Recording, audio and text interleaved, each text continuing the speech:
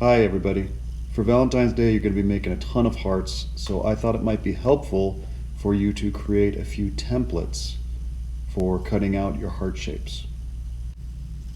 For your materials you'll need a piece of drawing paper, a ruler, a pencil, a pair of scissors, and a piece of cardstock. You can get the cardstock from an old cereal box or a cracker box. Cut a triangle from the cardstock that's about maybe 2 inches on one side. After you do this a couple times, you'll have a better idea of how big this triangle should be, but don't make it too small to start off with. The shape of the triangle is going to change the shape of your heart. So kind of imagine the pointy end of that triangle being the pointy end of your heart. Then you're going to use your ruler to draw a straight line on your drawing paper. Somewhere on that line, mark off intersection. This is going to be the center of your heart. Then line up your triangle with one corner on the center. For this entire process, that same corner needs to line up at the same spot on the center. Once you've got an edge of the triangle lined up with your line and one corner on that center point, go ahead and trace the triangle. Make sure that you're very carefully tracing it so that the edge of the triangle is right on that center line. Then you're going to rotate your triangle counterclockwise, keeping the same corner on the center point. Once you've lined up the edge that was on your center line with the edge of your triangle, you're in the right position. Then I want you to trace the top edge of your triangle. From here on out, you're just using your triangle to measure off the angles of the corners. So our first angle that we measure is the angle that's at our center point.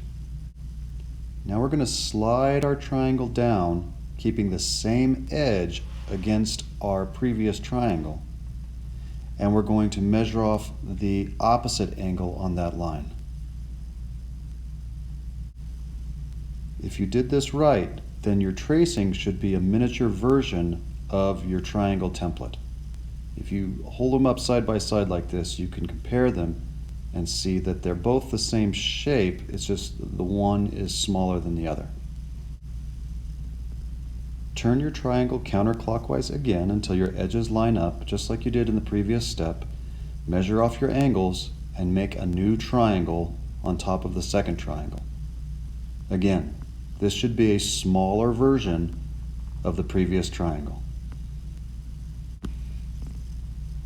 Continue following this process until your triangles wrap around past your center line and back towards your first triangle. At this point, you should start to see a rough heart shape starting to develop. It's half a heart.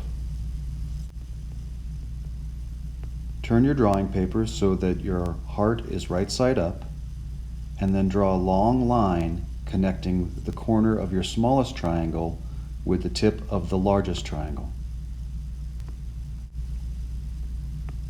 Fold your paper in half along this new line,